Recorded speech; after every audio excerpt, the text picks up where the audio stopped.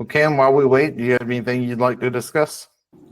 Yeah, I have a question. So I wanted to know, because you mentioned, I think this was last week, with the with the phone tree, to using Go High Level, and I did speak to them, and when the call transfers, it ends. So like on average, the calls are probably like less than 30 seconds. My question is, do you know, like, because I'm trying to figure out, like, because some restaurants, they have low call volume, so it may not be as serious for them to kind of get the unlimited calls. They may be better off going, the 13 cents per minute. On average, like, and this may be a crazy question, but like, what's some of the call volume have you seen on average, like monthly, that these restaurants are doing? That would be a really good question for Anthony, because he kind of runs the voice AI and he gets that data. I don't know offhand how many calls. I can tell you, I think at one point Anthony shared the stat that the average call is something like 2 minutes or something like that. But as far as like how many calls are 2 minutes, I'm not sure. Well, I'm just talking about the volume in general. Like, like what would that look like? Because if it's like, I'm just throwing a number out there, 500 to 1,000 calls, that's something that I can say, all right, it'll be reasonable for the restaurant to just stay on pay as you go versus a call, do 2,000-3,000 calls. Sorry, Cam, is the question, just so I can understand better, is the question number of minutes that the customer spends on the phone with our team, or with the restaurant? Because what I can say is, like, from my side, just running some reports right quick, roughly, I guess a part of this answer is also, it really depends on like how popular the restaurant is. Sure. So like as a kind of an interesting base number here, and I'm pleasantly surprised by this. This is a restaurant, one specific restaurant that we have using the voice AI system. It's pretty good, and we also have like an element of human call center too. So I have the individual stats of web versus call with a human versus call with a bot. So these people did 138 orders in the month of August, and 43% of those orders, so 59 orders through the web, 56 through the humans, and 26 through the voice AI. And, so that's a total of 79 of those orders, over 50%, were taken over the phone. And so if you're talking about minutes and how many total minutes there, take whatever restaurant you're talking about or thinking about, take the order volume they're doing in a month. If you add voice AI in, that probably will end up, adding a few orders, but then kind of helping take over some of the other stuff. So you'll end up with like, roughly 40 or 50% of the orders will end up being the call-in. And then I guess like kind of what Brian's saying is, we're averaging about that 2 minutes on a call-in order. So that could kind of get you roughly towards an equation of I think what you were looking for. So like for these dudes in particular, 79 orders, 2 minutes each, so 79, 80 on 2, 160. And that's in the whole month of August. Perfect. No, that's exactly what I wanted to know. I was more or less wondering to know the call volume. So like you said, 160 or 180 calls in August? Yeah, like right. I mean, probably right about 180 minutes worth of calls that resulted in orders. Gotcha. Okay, so I don't know what percentage you have to add to that as your buffer of like, hey, these calls didn't actually convert into an order. It was like wrong number, trying to sell you guys paper, or whatever it might be. Gotcha. Okay. All right. Yeah, that works. Thank you. Sir. Hi, Ani. Welcome to the call. Hey, guys. Hey, sorry I was late to the call. All good. So we have Cam and a bunch of AI bots with us today. So that's what we're working with. Have not gotten into the presentation yet, Ani. was just going over some questions Cam had. Cam, did you have anything else that you wanted to bring up real quick? Nope, that was it. Very cool. Ani, do you want to drive this thing or do you want me to? Yeah, sure. Sorry, I'm just getting situated. It's Sure. been a crazy day. And my allergies are nuts, so if I sound nasally, that's why. I just found out that Monday is the first day of fall. I did not realize that. So kind of cool. Looking forward to cooler weather. Yeah, 21st, right? Or 22nd usually. What's the solstice? I forget. 22nd is what I saw. Okay. All right, here we go. So, hey, Matt, I was thinking, I'll do kind of like a high level run through of the slides. And then if there's anything you want to share showing like the back end of the system, we can then switch to that if that's good with you. That's perfect. Okay, cool.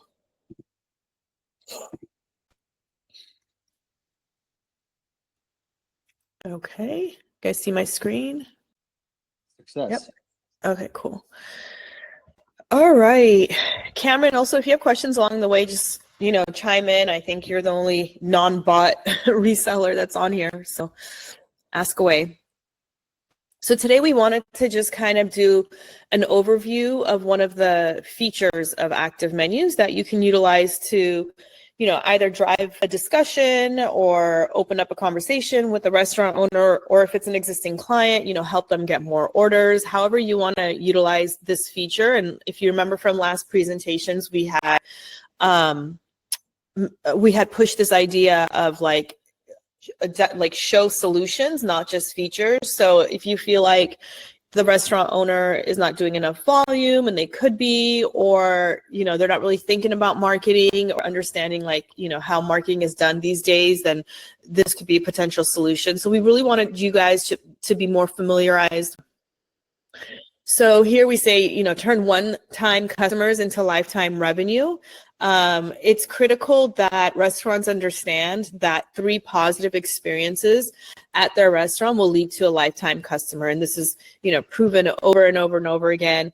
And Brian, I know there was like an amazing video you had shared with a successful restaurant owner on a podcast that was also talking about that. And I've heard this in numerous situations. So it's definitely a key statistic that you guys can use to make sure your restaurant owners, especially like the smaller mom and pop ones who, aren't gurus in marketing, understand that, hey, you got to get someone through the door at least 3 times to make that person be a longtime customer and to increase their lifetime revenue. It costs 5 times more to acquire a new customer than retain an existing one. So if, you have a restaurant who's just constantly trying to get new people through the door, but not really focusing on that retention, then they're doing themselves a disservice, right? Because they're just having this like revolving door situation and they're not retaining any of that critical work that they put in to get that person to come through the door in the first place. Over 85% of companies have some form of loyalty rewards program. I mean, it's not just limited to restaurants, right? We see this in clothing retail. We see this in,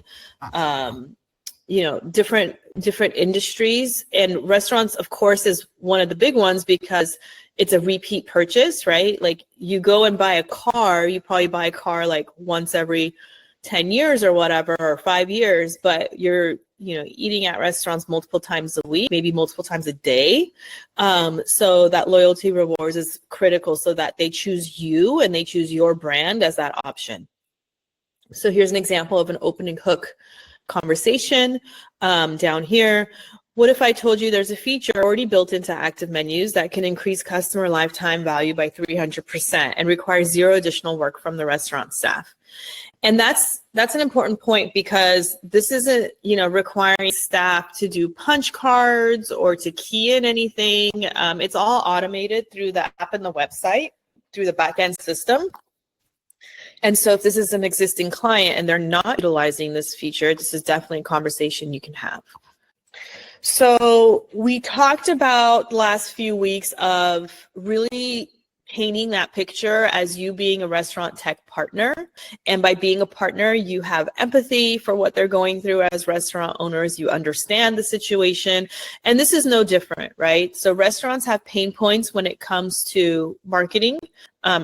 It's probably one of their weakest talents when it comes to everything that they have to do to run a restaurant. So it's really important that you listen, you understand, and then you present solutions.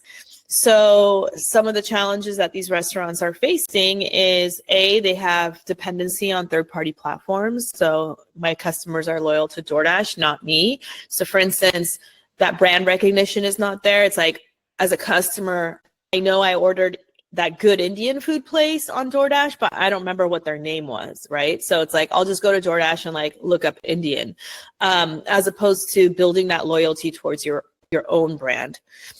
High customer acquisition costs, right? Spending lots of dollars to acquire a customer. And if it's just a one and done kind of thing, then you're not getting any return on investment. So like average ticket prices tend to be like $30. So if you spent $30 just to acquire them, what was the point? No customer data. That's something we've been talking about quite a bit. So how do you market to these people that you have no relationship with, no email list, no data? Race to the bottom pricing. So instead of just competing on discounts, you need to provide value. Like, what is value that's going to bring this person back in here, or back through my website, or back through my app, as opposed to going to third party or going somewhere else. And then manual program management is, again, something a lot of restaurants don't want to handle, right? It's confusing, and they don't want to have a system that they have to pay separately for, or a separate tablet for rewards. Whereas here we solve that by having everything under one roof. So the opposition you might hear is, I don't want to give discounts to cheap customers. Loyalty programs are too complicated to manage. I don't want to lose money on every order. My customers won't use another app.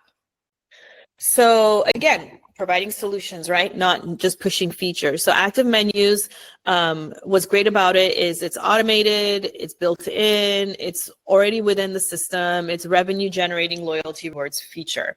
So they don't have to have an additional setup, they don't have to have additional app, no extra logins or anything like that. You go into the back end of that restaurant instance, and then you can set it up pretty easily. And it's pretty customizable, and I know Matt's going to go through more of the detail on that. But the tracking and the notifying of the rewards, or your customer sort of checking what rewards they have, that's all already built in. So there's really, zero effort from the restaurant. So restaurant controlled revenue, the points, you can make them just redeemable at your restaurant. I know there's options to put gift certificates in there. So the benefits to the restaurant is you can set how many points it correlates to every dollar spent. So that's up to you. There's obviously different marketing psychologies on this. Is it better to have a 1-to-1? Is it better to have a 5-to-1? Is it better if people see these big numbers? And that's just really up to you and your brand and how you want to run it. And I'm sure Matt has a lot of good stories and feedback on what works and what doesn't. You also are building customer database, right? You're seeing your loyal customers get more points. You're understanding who your high value clients are. And then you're increasing engagement by getting them back to use those rewards at your restaurant. So what are the benefits to the customer? So of course, they're getting points that they can use towards freebies or any other rewards that you have set up. The fact that it's a seamless integration and it's really easy for them to use that at checkout makes them trust the process, right? So they understand that, hey, this process works. I've seen some loyalty rewards programs with even chain places that they make it so confusing where you're just I don't even know how this thing works. And I feel like it's a scam. Immediately, the trust factors goes out the window and you don't want to use that system anymore. So I think that's a critical piece, that it's transparent. It's easy to use, that you go to checkout and then you can just use the points. And I know, Matt, you'll educate us more about that. So you could set up, again, points for every dollar spent. You can set up gift card rewards in the back end if you want to do a Walmart reward or an Amazon like gift card. If you want to do something that you think is a little bit more enticing, you can do that. And then you can put like times of day that you want to do the rewards. Like let's say during your slow time, if you want to 3x the points or something, I'm pretty sure you can do that, right, Matt? I don't want to misspeak here, but I think That's correct. that's accurate. Okay, cool. Seasonal, things like that. So one of the most impactful and effective loyalty rewards programs is probably Starbucks's.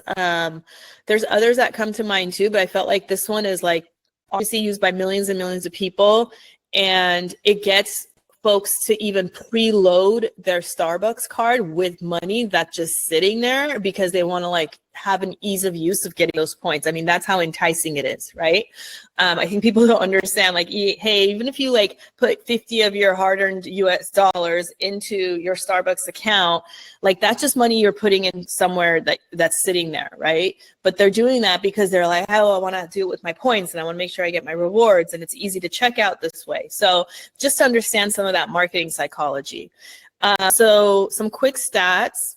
31 million active members in the US alone on Starbucks rewards program, not just their customer base. 15% growth in membership over the past year.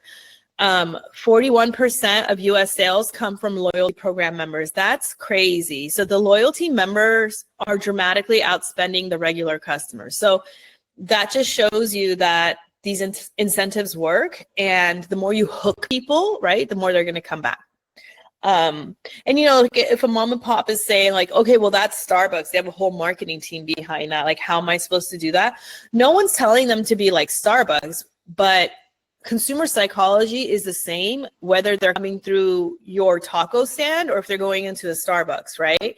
And so you want to make sure that you're meeting that consumer psychology where it's at so that you can hook them the best way that you can for your own brand.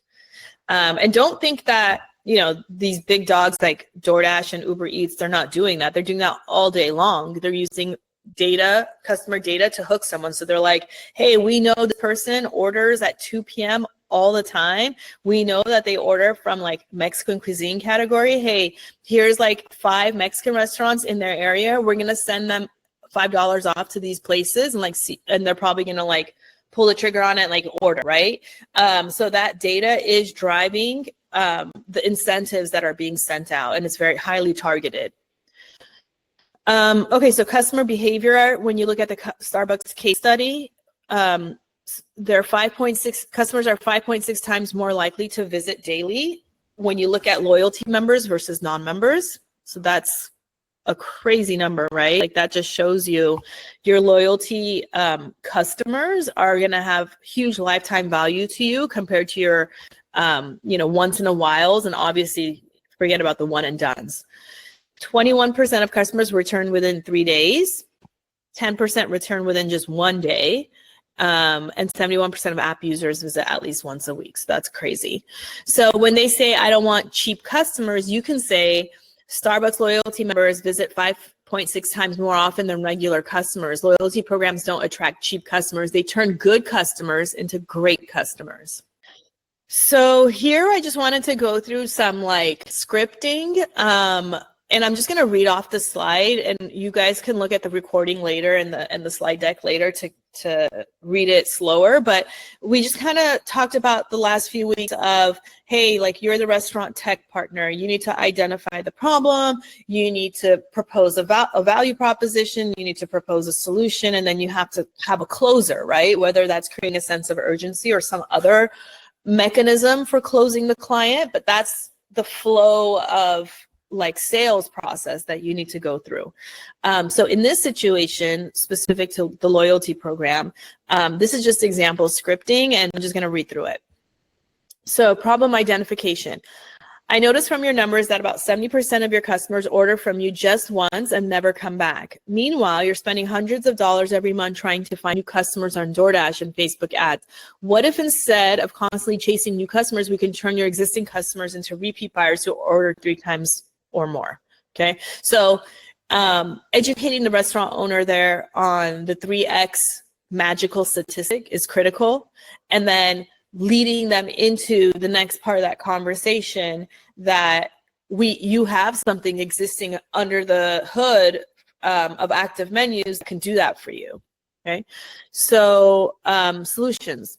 ActiveMenus has a built-in loyalty rewards program that automatically turns one-time customers into repeat customers. Here's how it works. And then you can demonstrate, like, hey, here's how you set it up, and here's the points that you can put, here's like the time of day you can put, and kind of show them all the features. And so you do a little demo on site. The best part, it's already included in your ActiveMenus system, no additional cost, no extra work for your staff. Okay, so what value is this demonstrating to your client? Let me show you what this means for your business. And you can either run actual numbers here. I'm just kind of throwing numbers out here for this example. I think Julio on the last call was really getting into numbers, and I loved his closing sentences. Like, he talks about all the numbers and everything that they're paying to DoorDash and Uber Eats. And then he says, and they don't even stick around to help you clean the kitchen. Right. And so going through numbers and making this eye-opening value statement is really important, I think, to the restaurant owner. So here's just an example. If just 40% of your customers join the loyalty program and they order 35% more often with 25% higher order values, that's an additional X number, X dollars in revenue per year. The rewards you give out cost about 5% of that additional revenue. Oops. So your net gain is X dollars per year. So if you want to go through some of that math gymnastics with them on like a high level, I think it'll drive the value home for them. And then create a sense of urgency. So every day with that loyalty program is customers going to competitors who might start their own programs. Plus, the sooner we start, the sooner you start building that database of loyal customers who order directly from you instead of through expensive third-party apps. So your final commitment question could be, this is clearly going to drive more revenue for your business. What questions do you have before we get started?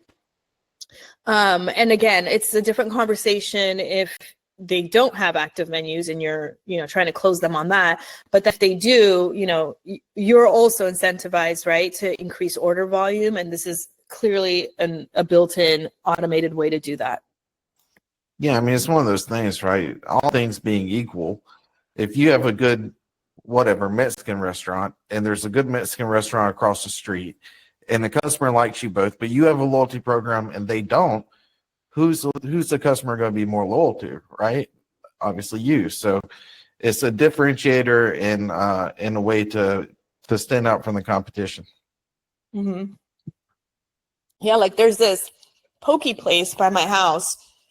And honestly, I feel like it used to be good, and I feel like the quality's gotten a little bit less. And I get that like restaurants are struggling with cost of goods and everything, but they have a really good punch card system. And so I think like your 10th one, you get a free bowl. And if I go with my family of 4 twice, right, that's already like 8 bowls. So I'm like, do I want to go somewhere else? I'm like, no, I'll just go there. It's fine. Like at least I'm getting, free stuff every couple times I go. So it definitely does drive that consumer behavior.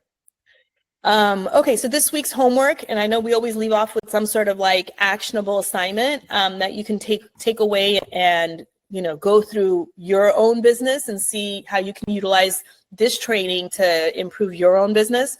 So learn, customize, implement. So learn, go under the hood of ActiveMenus, go in the back end, learn how to do these customizations, understand the features so that when you're demoing it or you're presenting it, you're a knowledge holder, right? You're the restaurant tech partner. So you need to know all of this. And Matt's going to go through that right after this slide. So this will be a resource. If you need to come back to this recording, you always can. Customize. So think about your restaurant clients and which setups make sense for them. So you can create proposals or reward configurations. You can say to a client that is like slow during breakfast, hey, let's do this. You can say a client, who maybe has a lot of customers, but you feel like they just kind of come through once, like, hey, let's do this X number of points and get them to come through more often. And then implement. So either make those phone calls or walk into the appointments and get your restaurant set up and configured, and then monitor it, right? You need to adjust as necessary. Your assumptions aren't going to be correct the first time around. I mean, we're a tech company, right? So we constantly make some sort of hypothesis or assumption on anything, like any project, any feature, any marketing strategy. And then we look at it. We look to see what the results are. Like, is it going the way we assume it would go? And if it's not, why, what if we tweak this? What if we tweak that? So that's the same process that any business needs to take when they're implementing any kind of new campaign. So that's important, that you don't just kind of set it up and then just like forget about them, but like really monitor it and get curious and really understand like how is this helping their business, and adjust accordingly. And then those are all types of behaviors that you demonstrate to your client to show that you really are their restaurant tech partner, and you're looking for their best interest when it comes to all the setups that you're doing for them. So that's what I had for you guys today. And then I think, Cameron, if you don't have any questions, we can have Matt take over and kind of show what the back end looks like. Cool. Awesome. Thank you. That was nice. So guys, what I'm about to show you, some of it you will have access to do, some of it you won't off the rip, but ultimately there's a couple different ways that you can set up rewards programs. If you just hit me up in the Slack channel that you're in for that restaurant and say, go ahead and get me set up with rewards, we'll do that. I'll also show you today how to do that yourself. So when you get into the back end, it should look like this. You would log into the back end of the restaurant that you have just signed up. Generally, like 1 or 2 days after you officially sign them up with Brian, you'll have access to their URL and you can log into the back end of it. Once you're logged into the back end of it, and mentioning that the username and password and the URLs and all that will be in your reseller channel in Slack as well.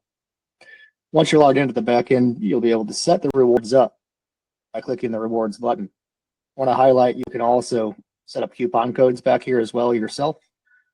Please note that if you try to use like a commonly used coupon code name, like 10 off or something, it might not be available if it's already in use within the system. So there's kind of a nuance there. You might have to get creative, or hit me up if you really need one specific. I can get it situated for you.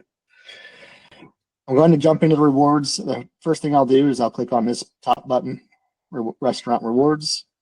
And in this particular situation, I am going to scroll through a large list and get to a specific restaurant.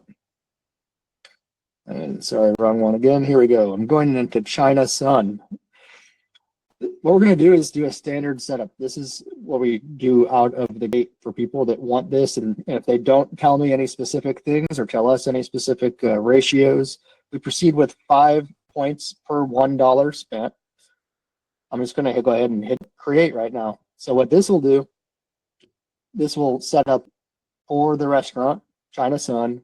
Folks are going to earn 5 points for every $1 they spend all the time. If I wanted to, like Ani was saying, you could do like happy hours where people are earning more points during different times. You would just come in here and, for example, if I wanted to do 7.5 points for every $1 spent specifically during slow period, like 2 p.m. to 4 p.m. is generally a good concept for this use case.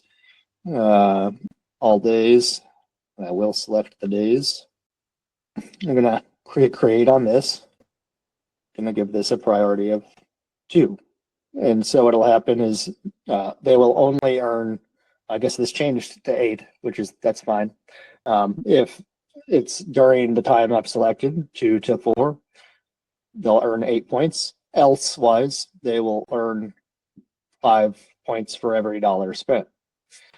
So now that they're earning points, well, what's next, right? So that's where we have the fun, really. You can set it up 2 different ways. You can be either A, set up on auto redemption, where auto redemption is what it means is once the customer gets to a certain threshold, they'll earn a reward automatically. The threshold would be something along the lines of 100 points or say 500 points. So if they spent $100, they would get 500 points at the 5 points per $1 spent ratio. And then we would automatically issue them a $7.50 reward. They would get an email about this reward and they would be able to use that. There's no code required. It's issued as a future credit on the user's account. So So the next time they could log in to place an order, it's automatically in their cart. It's automatically applied to the next order. You can set that threshold up. And I'm not showing it on screen currently because it's that particular piece is in a spot that I would actually have to do for you. And so the other option though, which is pretty cool, and I'm actually a huge fan of this other option personally, which is the ability for the customers to, I think that's where you kind of get into the fun of it all. So I'm going to pull up an example, and this isn't my favorite example, but it's a good spot to start. Keeping in mind that, again, normally we're not setting up this bonus happy hour situation. We're just doing the 5 points per dollar spent. And with 5 points per dollar spent and keeping that normalized, you have a lot more control over the reward redemptions and kind of understanding the finances behind all of it, right? The financials, rather. So if I'm doing 500 points is $5 back, that equates to being a 5% back program. They've spent $100 to get the 500 points, and they get 5 back. Now, this next tier of 750 points is $10 back. That's actually a 6.67% back. This next tier is 7.98% back. And we do cap out here. You could go as high as you want to with this thing, but it caps out here at being a 10% back program. And so what's cool is at this point, though, they have spent quite a bit of money to get to this point. So they've spent $1,000, let's see, 5 points per dollar. So they spent $500 and they're getting their $10 there. So as you can see, what this does is it gamifies the situation. It makes it so that the customer can see, oh, shoot, if I save my points, I get a better deal. I get a better reward.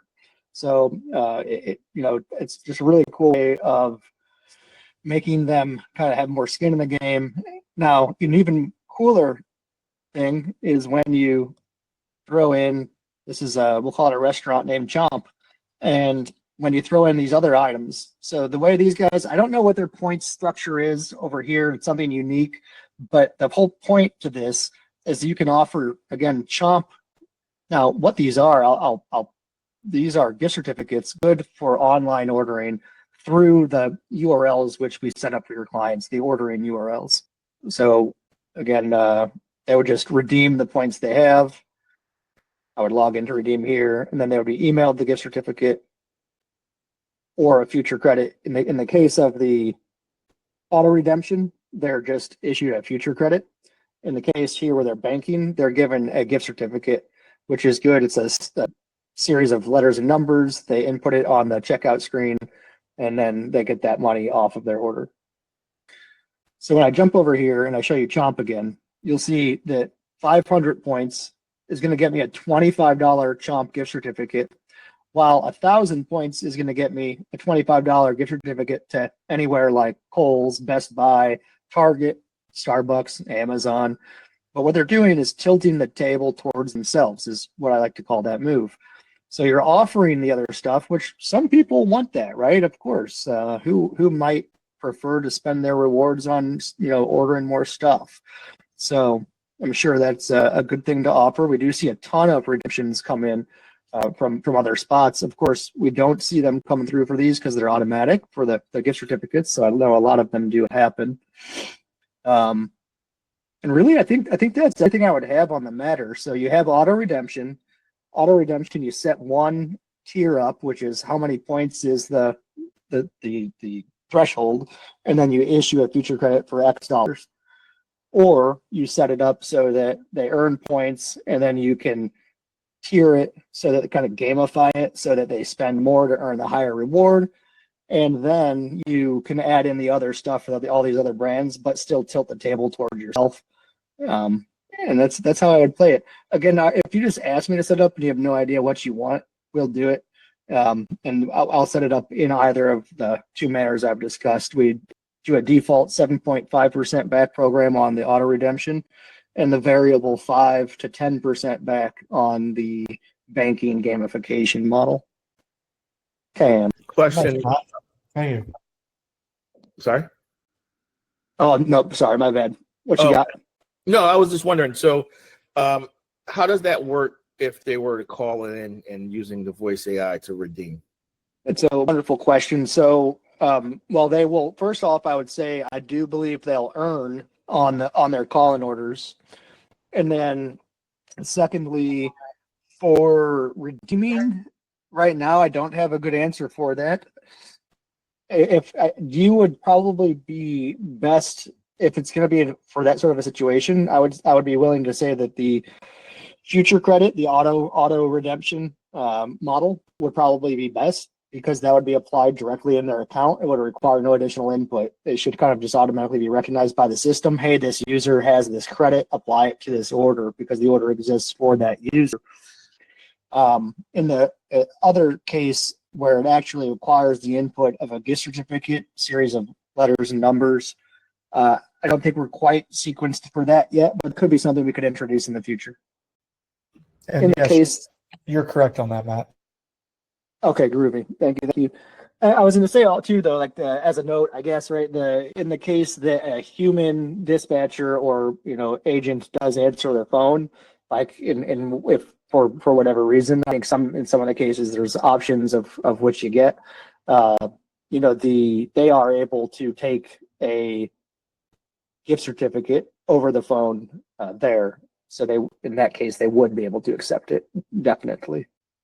Yeah, it's a really cool feature. It's all automated. So I guess I do need to note, even when a customer does redeem their points, not only for a gift certificate to the restaurant, again, the gift certificates are good for only online ordering. So it's only for online ordering for delivery and takeout. Of course, and I'll say the call-in order. My point here is it's not good for in the store. You can't use these things inside of the store. And even for these Nike and Old Navy and Target and all this stuff, that is also all automated. You don't need to lift a finger for any of those things to be fulfilled. We do have that option, which is we can give them the tablet and they can credit the person's account in store. We do have that option. It's we're definitely making it a little bit more slick, but we do have the capability, right, Matt? They can do it on tablet. 100% accurate and something I always forget. So I guess kind of as like a bonus lesson on rewards points at this time, we do have, I don't really have a good visual to go along with this, but yeah, we have a function on order logic. So if you have a restaurant who's using order logic, aka has a tablet in the store and accepting the orders on it, we can add a function to the user who is logged in to that restaurant when they're in order logic, which is our restaurant app, that allows them to give they can add points and they can redeem points off of a user's account and even in stores. And it kind of requires like a pin so that restaurant employees, we know who's adding the points to the different people.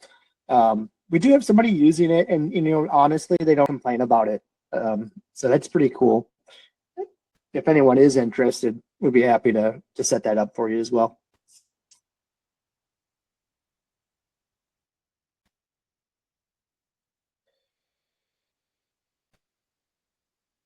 One additional point I would make on rewards points is, as we continue to explore not only our existing relationships that we have with different point of sale systems and middleware that integrate with point of sale systems, we hope to establish some better systems to automatically pass back and forth the rewards data straight from our system to these point of sale systems as well. So that's something that we look forward to. That's all I'd have. I'd hand it back over to Brian. Yeah, thank you, Matt. That was great. I appreciate you going over that. I want to open up for questions. I know we have Cam and Nick Brown here as well.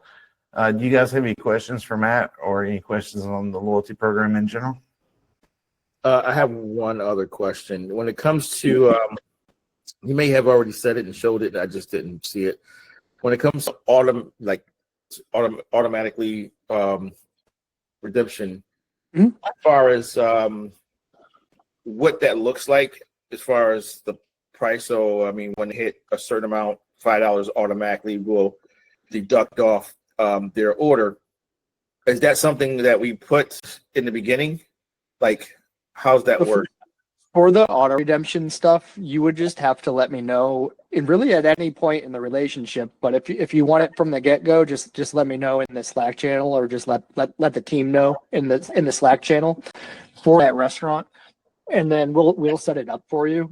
We recommend to do $100 spent gets a $7.50 reward, but you can tell us however you want that geared, and then we can implement it for you. Okay, and then as far as the threshold, is that something also like, somebody can't come in and spend $10, or is it like I spend $10 and I get $7.50 off, or do I have to spend $25 or more in order for it to actually kick in?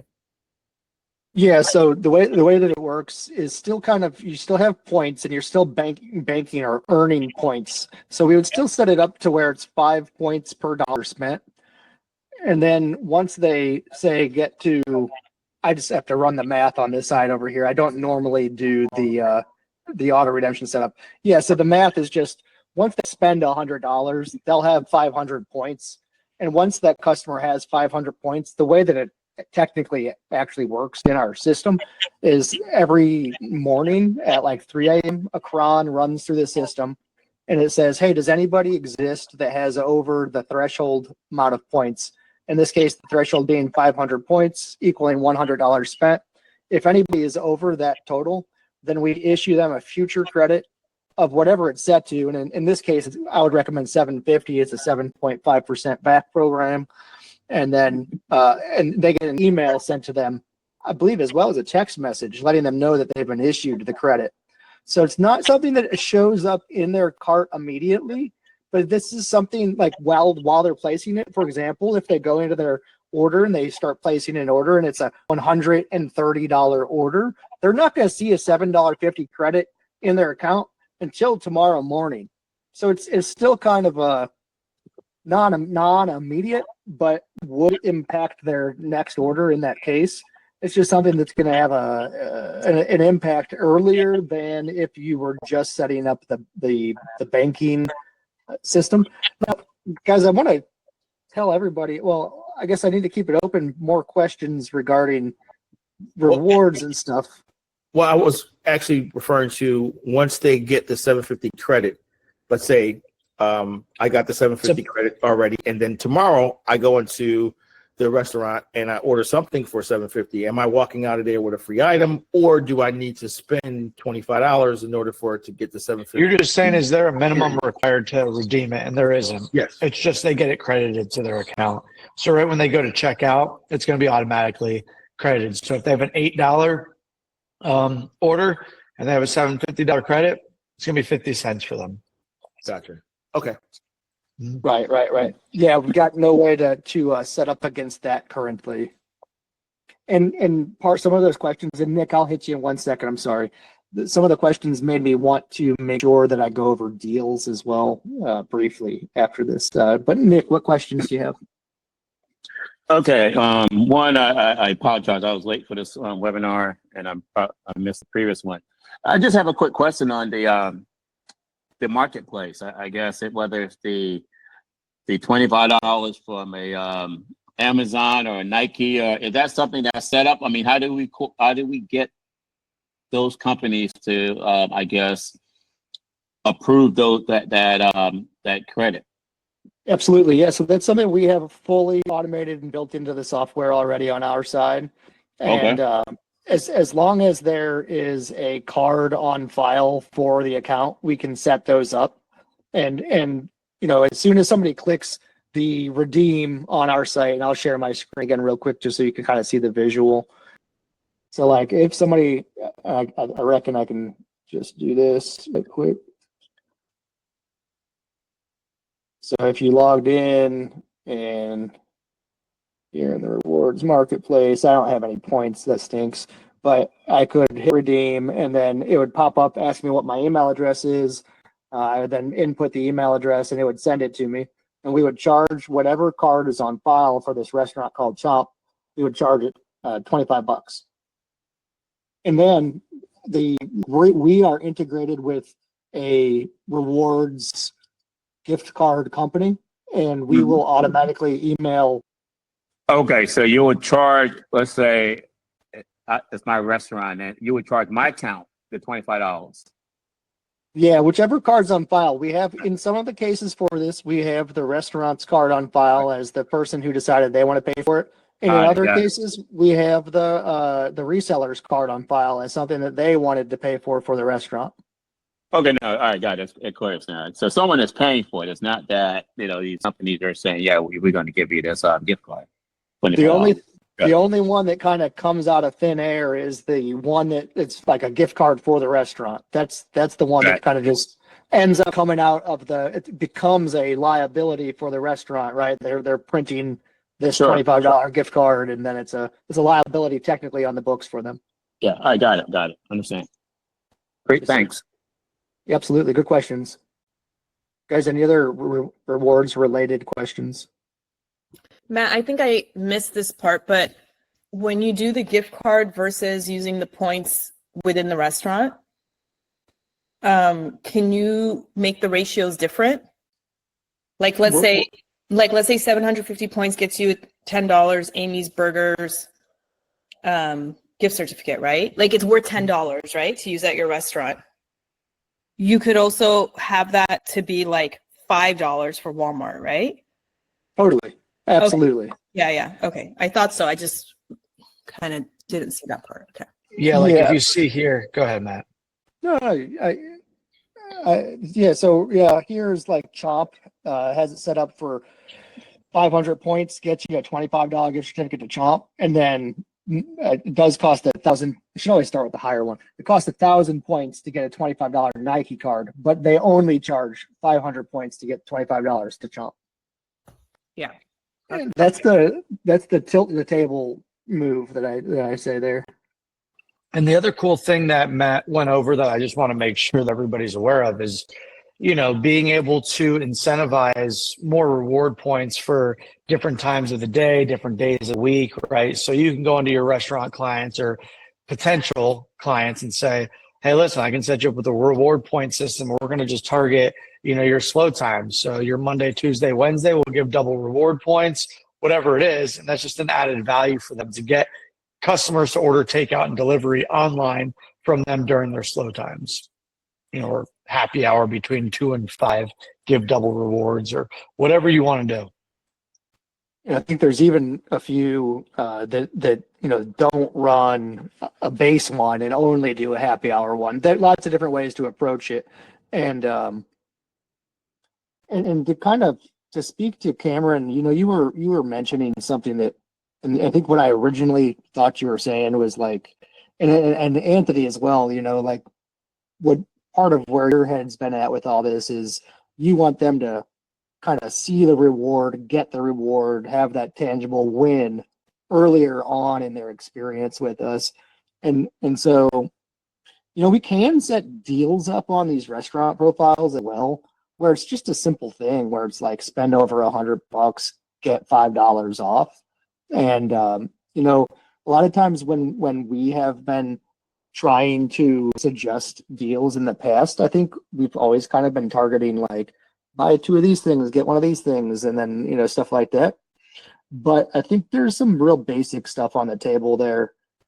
Spend $30, get a crab rangoon, spend $100, get 5, just simple deals that we could print and keep on all the time on some restaurants if folks are on board for it, So I just want to throw that piece out there because that's an immediate satisfactory experience and an immediate push for a higher or total and, different things like that are pretty impactful, I think, when spread out over time. That's great, Matt. And then if you want to, my favorite play when it comes to rewards points is combining them with group ordering. Do you want to just mention that real quick? And not necessarily using the group ordering feature, but just getting larger orders from like corporations and businesses. Yeah, totally. I mean, yeah, guys, like we have 2 different functions that really incentivize larger orders. Those functions or we haven't really brought them into this sphere too much, but there's group ordering and then there's places. Okay, so like group ordering, the concept is Hey, I'm an office manager, and normally what I do is my office, we do lunch all together every Monday, Wednesday, and Friday. So I normally just run around and I'm like, oh, hey, guy, on Monday, we're going to have this Chinese restaurant. Normally it's Monday, right? It's like 10 a.m. and I'm running around spending office time figuring out what everyone wants to eat. And then I'm going to place the order and then I'm going to have to worry about it and all this stuff. Well, with group ordering, that person instead just organizes a group order in our system. They say, well, what restaurant, what time, who all's invited. Am I going to pay for them? Or are they going to pay for themselves? Am I going to give them a budget? Am I going to cover the full amount? Am I going to tip? Am I going to leave the tip? Are they going to leave the tip? Who's paying the delivery fee? What's going to be in the invitation? Is it formal? Is it informal? Lots of all these different options. And then they just hit send. And then everyone gets the email and a text message. Hey, you're invited to a group order. Click here. So I know that function is out there, and you guys have probably experienced that function. It's pretty cool. It's highly impactful, like Brian said, when paired with rewards. And as an option, you can either turn on or off the rewards for group ordering. We recommend keeping them on because what we see, my favorite story, I know you guys probably heard a lot, but we have somebody using the software who does a lot of catering for EA games, specifically the team that builds the Assassin's Creed video game. And they use the group ordering all the time. I believe the driving factor there is that the guy that gets all the points for it is probably buying $1,000 worth of stuff off Amazon every month because he's earning so many points. But also, it's something that company's willing to do. So it's truly just a win-win all around.